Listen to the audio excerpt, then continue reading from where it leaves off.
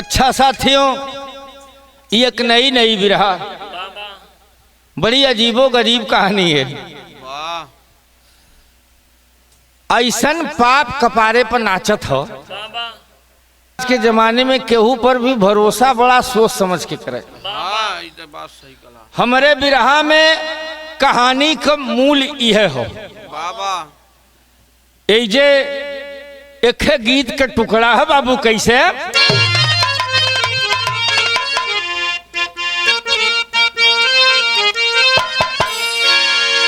मुहब्बत की झूठी, मुहब्बत की झूठी कहानी पे रोए।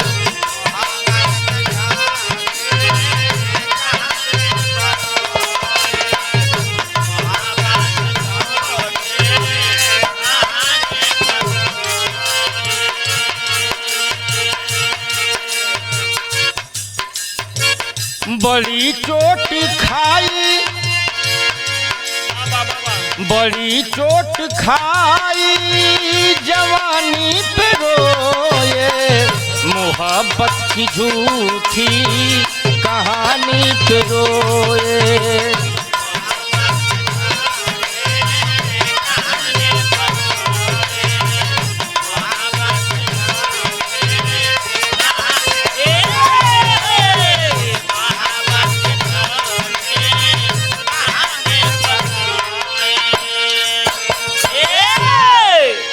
ई तो गीत का नमूना रहला, लेकिन कभी जी बिरहा में लिखत हवन, संभलना यारों, संभलना यारों जमाना बुरा है।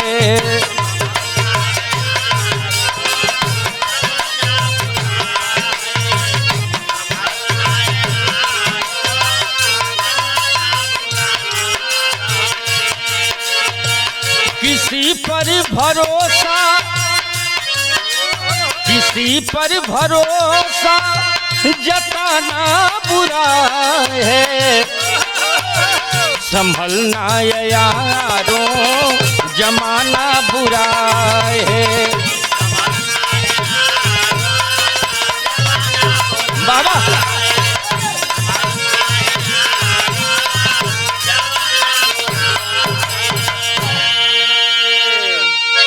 यही से कबीर जी कहानी का शुरुआत कैलन। कहानी कहाँ का हुआ, कैसन हुआ बतावत होन। बिरहा के शहर के भाव में कैसे है, आओ।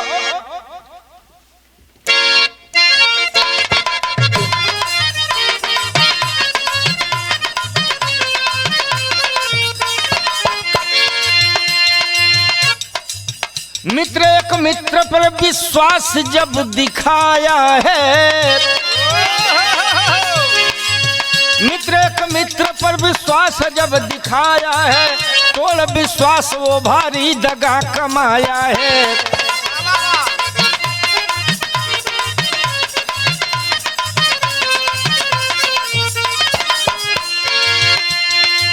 मध्य प्रदेश में एक ऐसी है नजीर मिली, मध्य प्रदेश में एक ऐसी है नजीर मिली, जघन्य पाप की एक सामान्य तस्वीर मिली।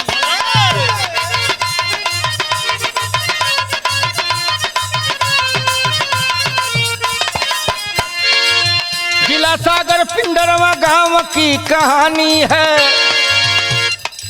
जिला सागर पिंडरवा गांव की कहानी है। हवस की आग में जल गई जिंदगानी है।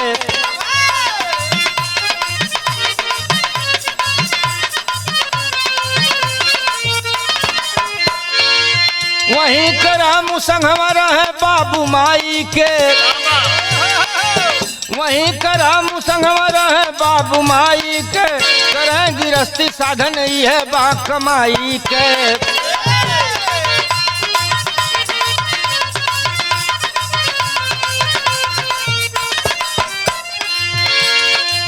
घर में राम के खुशी कदी न आइल बा,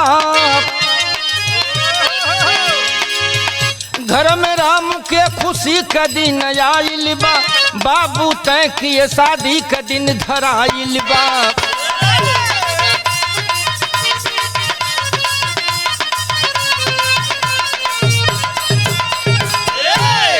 मध्य प्रदेश,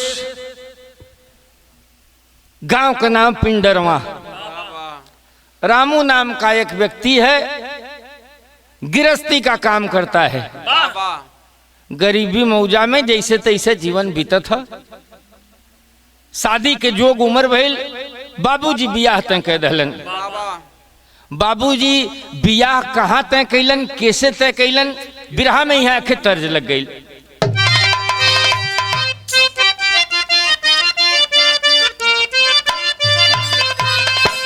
आय हाय कि अरे कहलिक मिली हापी परवा के तारे,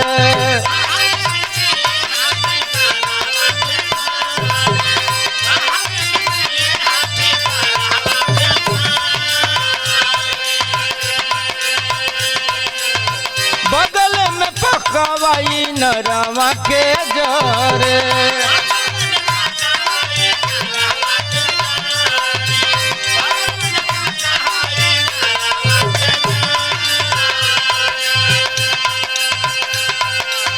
लागत कह के गईले पगलू भूलाए हो बोहरिया परो मेलावा में, सैया न भेटाए हो बोहरिया परो मेलावा में। बाबा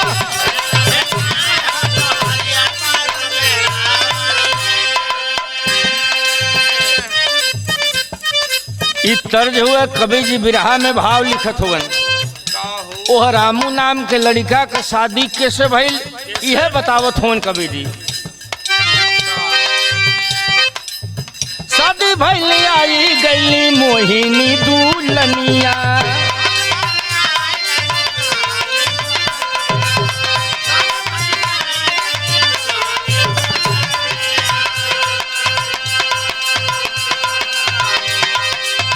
आंगन में उगल बाटे जैसे हो चांदनिया।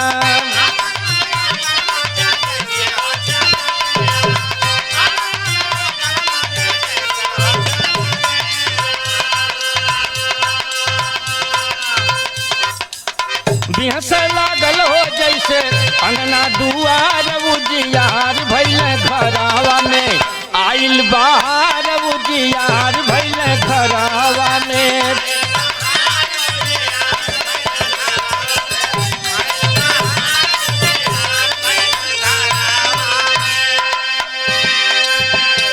मोहिनी नाम के लड़की से वह लड़कवा रामू का शादी हो गई। तो मोहिनी जैसा नौकर नाम रहे भैया वैसा नहीं वो सुंदर रहे भी, लिखा के पड़लंतरा के भाव में। चाँद जस दुल्हन के देख के सुरतिया,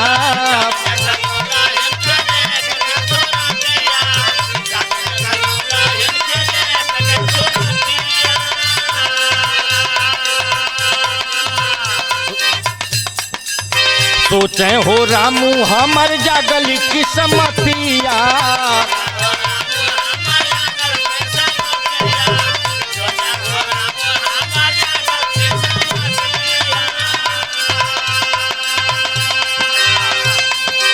जन्मा से ज्यादा होलू चावल प्यार, उजियार भइल घरावा में, आइल बाहर उजियार भइल घरावा में।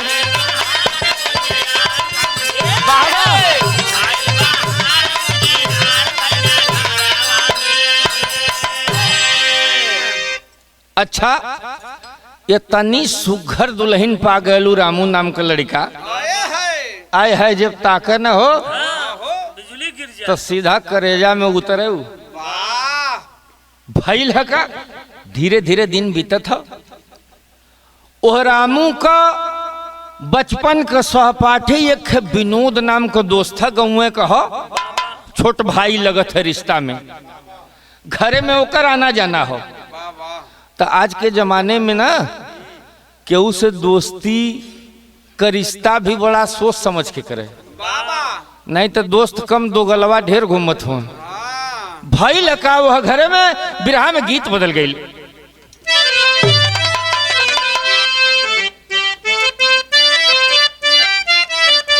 क्या बात है। गीत बड़ी पुरान है लेकिन लचक बड़ी नई है। ये लामे के नाम पर मत जइहा, लामे के नाम पर मत जइहा परदेसी सैया।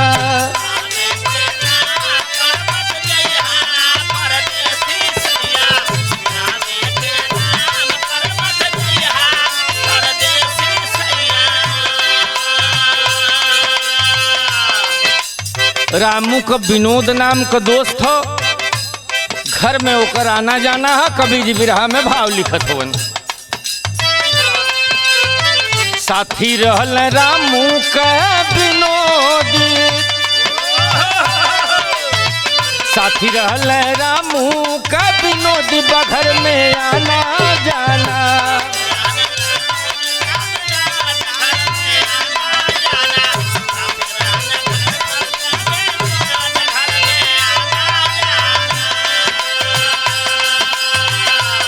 घर में वो आवत जाता दोस्त हो, भइल है का देख के हो मोहिनी के सुघरी सुरतिया।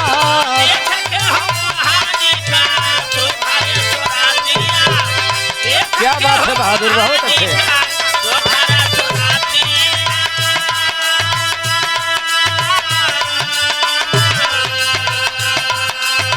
मनवा फिसली गईले बिगड़ल नियतिया,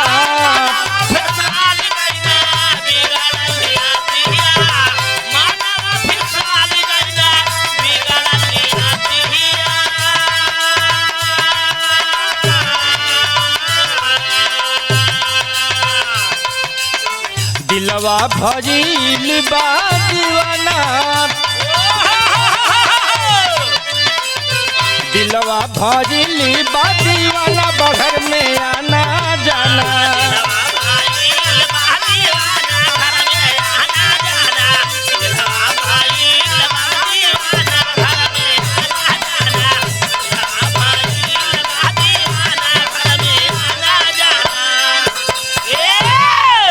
उ विनोदवा जवन घर में आवत जात था, बड़ी ही खूबसूरत दुल्हन है रामू की। एकर नजर फिसल गई लोकरे खूबसूरती पर। जब देखा बोली बोले कि भाभी आप कितनी सुंदर दिखती हो। चाय बना दो भाभी। धीरे धीरे धीरे धीरे धीरे धीरे मन फिसल गए भाभी का, मोहिनी का। और समय बीतल ये बाबू, साल भर बीत गए। रामू दिन भर खेते में रहे, काम करे, तो ई घर में चली आवे, ई अलग हर जोते शुरू करे। धीरे धीरे साल भर बीतल है। और साल भर जब बीतल है तो एक दिन भइल का है, कबीर बिरहा में गीत बदल देना।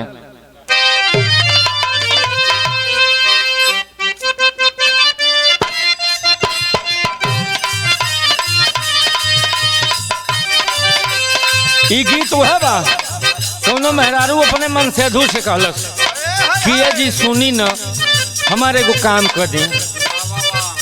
कौन काम? जब जब कहला दिन चाहे रतिया बतिया मनली हम,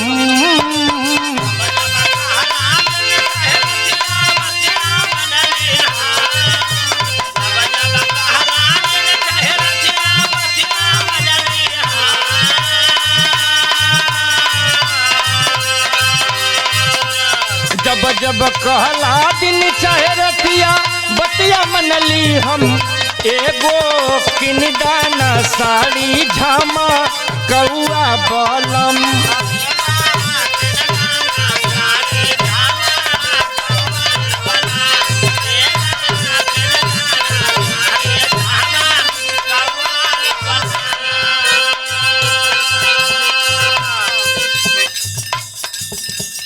धीरे धीरे भइल का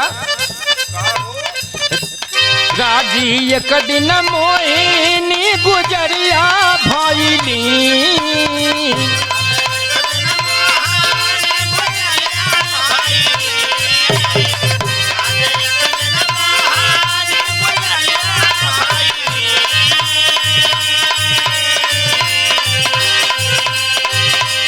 राजी एक दिन मोही नी गुजरिया भइली ओही देवरे पर हवसी नजरिया भइली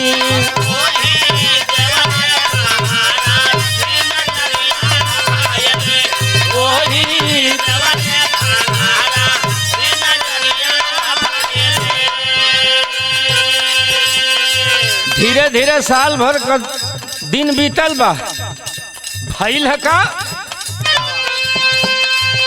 एक दिन संगे सुतल बेडरूम में जाई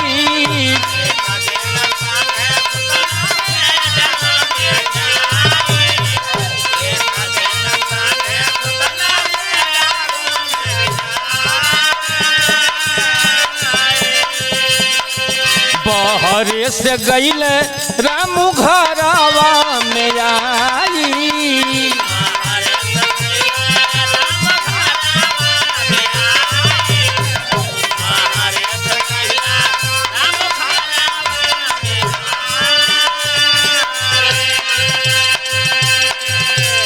विनोद और मेहरारू रामू का मोहिनी दोनों आलिंगनबद्ध हुए बेडरूम में बाहर से काम करके आता है रामू तब पड़ल नजर दिलवा में फिक्रिया भइली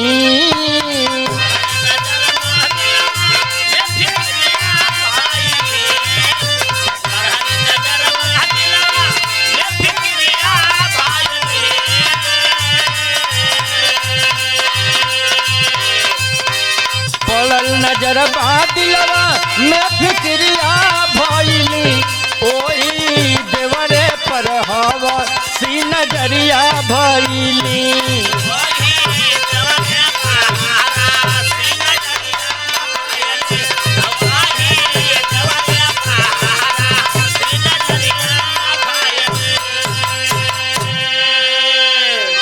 बेडरूम में ई दोनों सुतल हो रामू बहरा से आइल बा अचानक नजर पड़ गई भइल है का बिरहा में विदेशिया के भाव लगल जब देखले बा रामू पैर के नीचे से जमीन खिसक गई साथियों भइल है का कबीर जी विदेशिया के भाव में लिखत हवन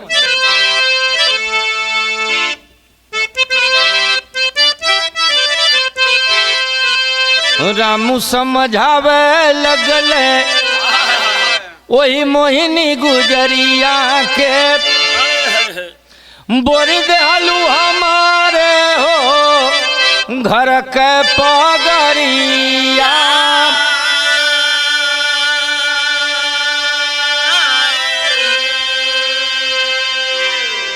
कैलू न मना में विचार कहे रनिया हो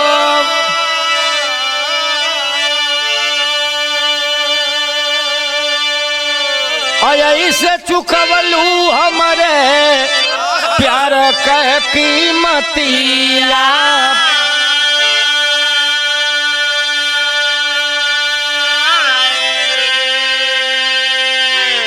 बदल इरादा काहे भूल गईलू आदा बोला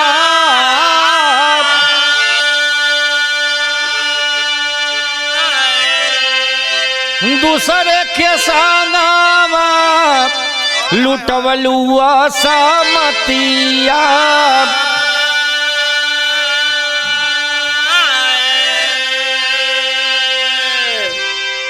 सुन के हो बतिया बदलली नियतिया हो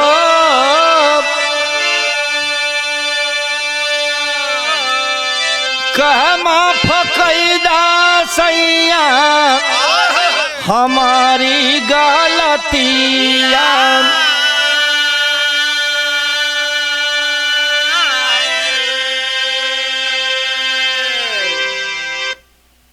एक दो दिन गुजरल है रामू अपने औरत मोहिनी के समझावत है कि मेरे प्यार में कमी क्या थी ऐसा तुमने क्यों किया समझाते समझाते समझाते समझाते मुन्ना भैया वो औरत का नीयत बदलल बा कि हमसे बहुत बड़ी गलती हो गई बहुत बड़ी चूक हो गई हमार पति हमके इतना मानत हूँ, इतना सुंदर हमार घर बा, आई विनोदवा के बाती में आके हमसे बहुत बड़ी गलती हो गई। हाथ जोड़ के कहती है कि स्वामी हमसे गलती हो गई, हमको एक बार क्षमा कर दीजिए। अरे वाह।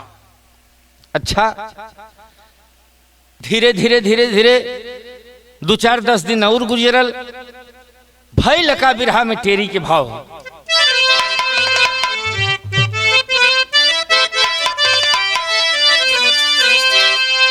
के गुलशन में हो मुरझाई कलिया, धोखा अक्सर दे ले अपन हो परछाई।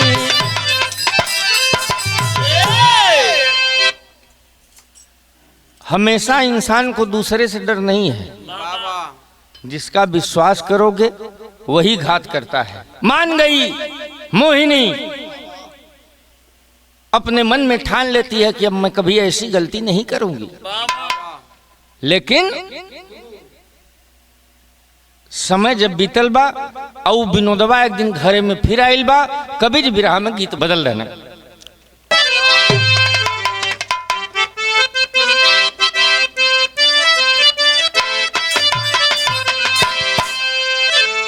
गीत हुए बा माता बहन लोग गावेली शादी ब्याह के दिन में कि पिया परदेश गईले तार लागो तो पिया में,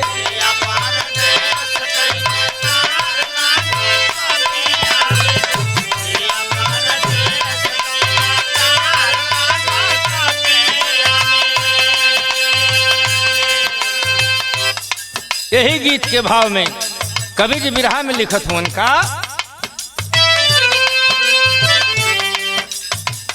आइले विनोद समझावे तब गोरिया हो,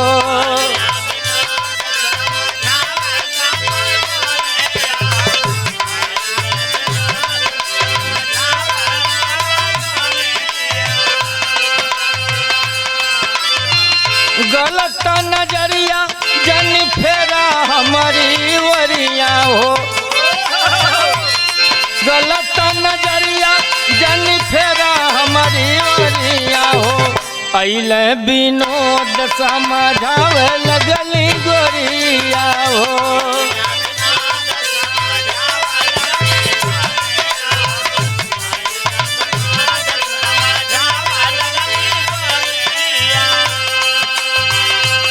मना करती है कि हमारे तुम्हारे बीच में जो हुआ वह बहुत बड़ी गलती थी, भूल जाइए उस बात को सपना समझ करके। तब विनोदवा कहत कहा करे रोज जबारी हो घरवा में आई के,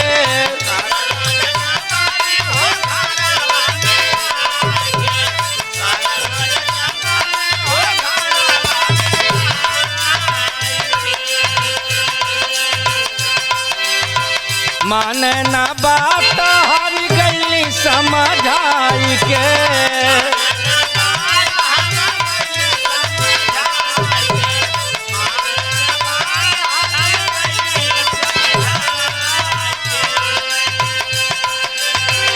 मोहिनी समझा रही है, विनोद मानता नहीं है, ब्लैकमेल करे लगल, वीडियो बनौले रहे। ये वीडियो बनावे का चलन बड़ी गजब है गड़ी, मतलब गलती भी करा और सबूत बदे वीडियो भी रखा। तब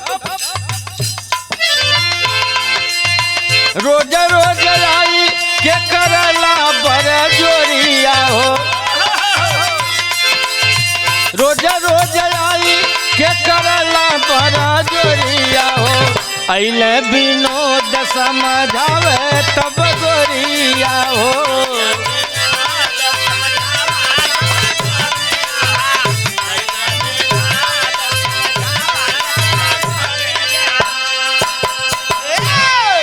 बार बार समझाती है मोहिनी, गुजरे हुए वक्त को भूल जाओ विनोद, लेकिन नहीं मानता है। वीडियो की जो क्लिप बनाया था धमका रहा है मोहिनी को, दिखा दूंगा मैं सबको, बता दूंगा, तुम्हारी इज्जत चली जाएगी। बहुत समझाती है मोहिनी, नहीं मानता है वो बात को। मोहिनी एक दिन कैलाश का बाबू बिरहा में पहपट के भाव लगल।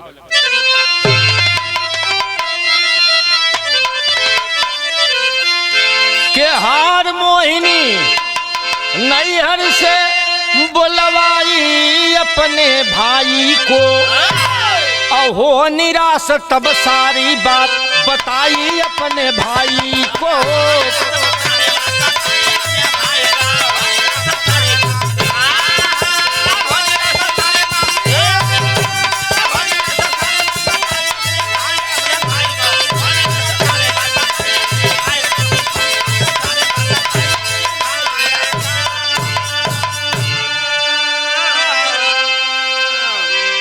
जब मजबूर हो गई, लाचार हो गई मोहिनी, अपने भाई को बुलाती है और अपने भाई से सारी बात बताती है कि भैया हमारा घर टूट जाएगा, बिखर जाएगा इस विनोद की वजह से।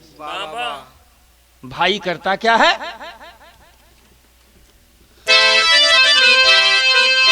रो के मोहिनी कहे कि भैया जिंदगी भइल जहरवा हो, असोचे दिने से टूटी गई है यही बहिनी के घरवा हो। भाई के मन में गलानी आई कि बहन मुझे बुलाई है तो कुछ सोच कर बुलाई है। आय अरे हुआ क्या, किया क्रोध प्रतिशोध मन में आई अपने भाई के, अहो निराश तब सारी बात बताई अपने भाई के। भाई दिनेश आया, सारी बात मोहिनी बताती है कि भैया मेरा घर टूट जाएगा। बिरहा के आले में कवि जी प्रमाण देते हैं कैसे,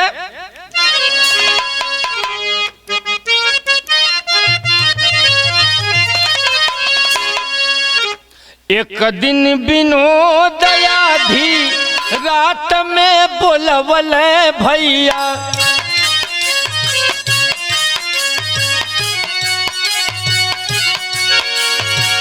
खेतवा पजामा रहल सुनसान,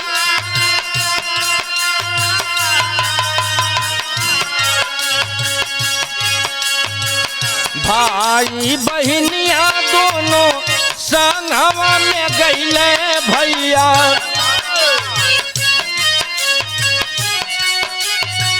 लगल समझावे नहीं मन शैतान। विनोद फोन करके मोहिनी को बुलाता है, आधी रात में खेत पर जहाँ सुनसान अंधेरा है। बहन मोहिनी दिनेश को बताती है और दोनों लोग उस खेत पर जाते हैं। तब क्रोधवा में कांपे दिनेश का बदनिया भैया,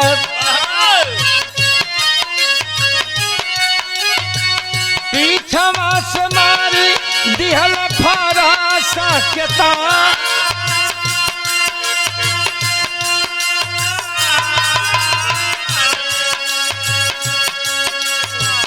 बोटी बोटी कैले होती नोद के शरीरिया भैया,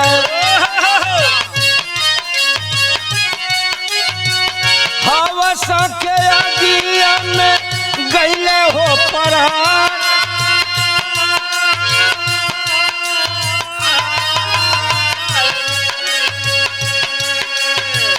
गौवा के लोग जब देखल लसिया के भैया, आइल पुलिस पता वो लगावे हो बिहार,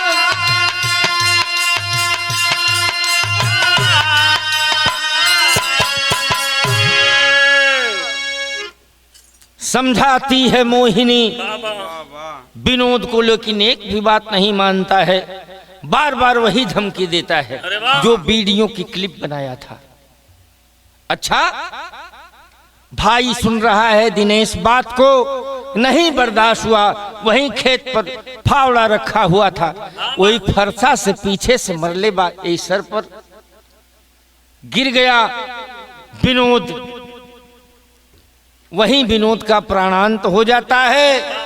कहानी मीडिया के माध्यम से ऐसा प्रमाण मिलता है कि क्रोधावेश में आकर के मोहिनी विनोद के गुप्तांग को 25 टुकड़ों में विभाजित कर देती है। अरे के लाश को वहीं खेत पर छोड़ करके दोनों भाई बहन अपने घर पे आते हैं।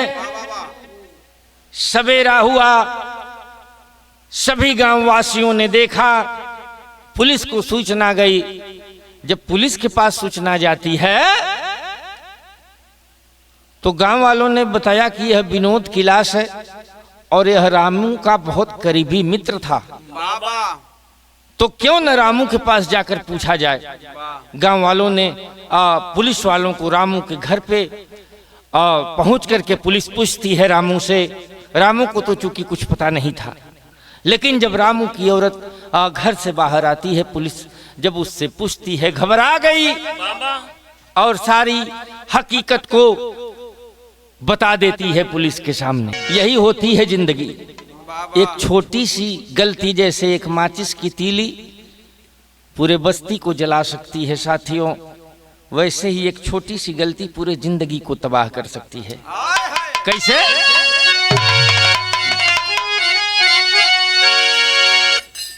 कि हो सुहागिन बनय भागिन हो जरले भगिया, दाग दामन में लगवले बहवस कयगिया। क्या बात है?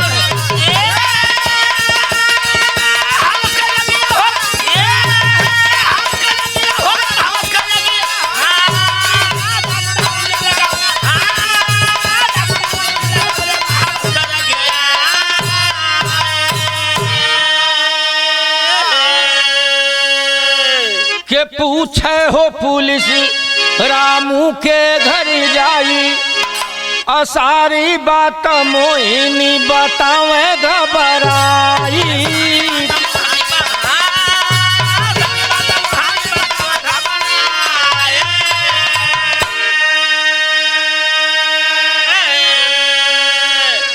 सारी हकीकत को मोहिनी पुलिस से बता देती है। हालांकि गलती तो विनोद की थी, लेकिन गुनाह मोहिनी और उसके भाई दिनेश का भी था। तब कि जेल गईले दोनों हो जरले बगिया, दाग दामन में लगवले बहवस कयगिया। जियो बहादुर, क्या बात है?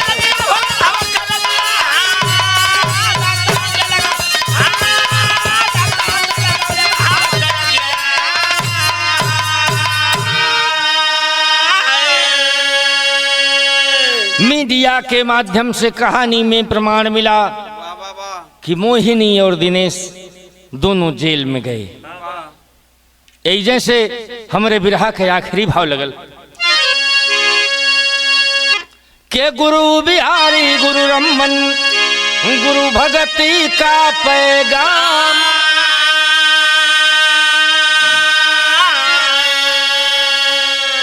स्वर्ग गए कवि भरथी झंखे मन में सिया राम।